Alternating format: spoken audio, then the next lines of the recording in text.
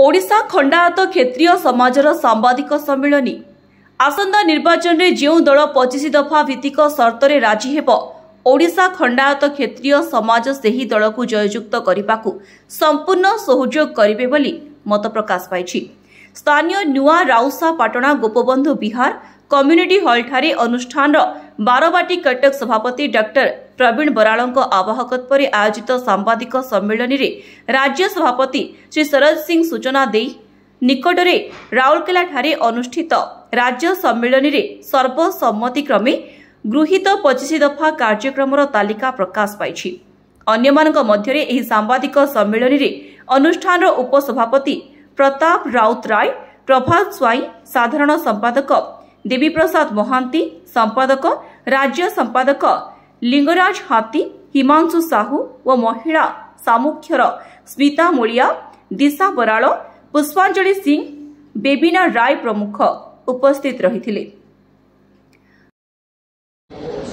ओडिशा खंडायत क्षेत्रीय समाजर राज्य सभापति आमर गत 3 तारिख दिन राउरकेला राज्य सम्मेलन अनुष्ठित होता। सेठारे ओडिशार 30टी जिला एवं अन्यान्य शाखार सबू कर्मकर्ता एवं राज्य कर्मकर्ता माने जोग देइथिले। समस्तंकर उपस्थिति रे सर्वसम्मतिक्रमे 25 गोटी दफा आमर गृहीत कराइथिला। सेठी आमे निष्पत्ति नैथिलु जो 25 दफा आमर संबलित कार्यक्रम को निया जाइछि सेटा प्रत्येक शाखार सभापति प्रत्येक जिलार सभापति मानक दायित्व रे गोटे कार्यक्रम करबा सांबादिक सम्मेलन करबा एवं आमर ओडिशा रे थिबा समस्त खंडायत क्षेत्रीय जातिर जनसाधारण पाखरे आमर एई वार्ताटी पहुँचाई पारिबा। सेति आज आमर एठी कटक बारवाटी शाखा सभापति आमर प्रवीण बराल तार अछंती। तेणु तांकर शाखार दायित्व अनुजाई यही सांबादिक सम्मेलन अनुष्ठित होइछि। आमर 25 दफा जो दाबी रखा जाइछि सबुठु प्रथम दाबीटा होछि गोटे ओडिशा रेजिमेंट।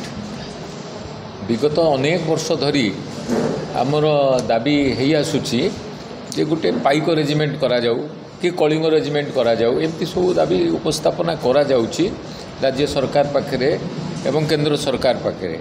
किंतु आमर 3 तारिख दिन जो कार्यक्रम नियाला सेठी आमे निष्पत्ति कलु ओडिशा रेजिमेंट नारे गोटे रेजिमेंट करा जाऊ। एटा आमर प्रथम कार्यक्रमटा थिला।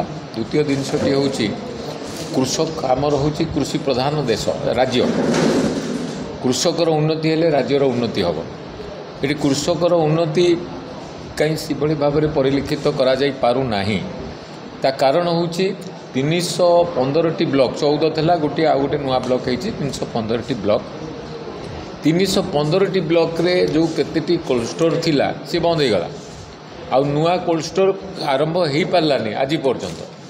जदि कोल्ड स्टोर होता ताले आमर से जो अंचलर चाषी माने से माने उपकृत होते तांकर जो चाष रु उत्पादन जिनस से रखिपारते परवर्ती अवस्था से अधिका दर में बिकी किसी अर्थ उपार्जन करें।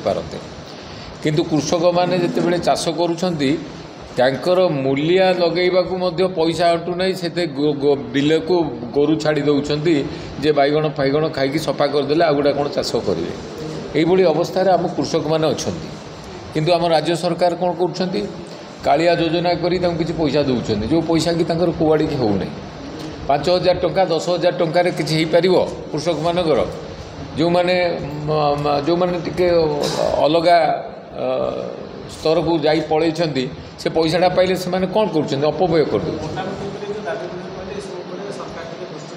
सरकार को दृष्टि आनिबा पाई कि आमे एगुड़ा करिछु एवं आम जातिर एकता पाई आमे गोटे विजय रथ बाहर करिवु। 4 दिगरे 4टा रथ से 4टा रथ बाहर एवं सबू अंचल ग्रामांचल जीवा पर्यंत यात्रा करी से तार सभ्य संग्रह करिवो। आमर लोकसंख्या केते आपण जानिछंती कि जानि नांती।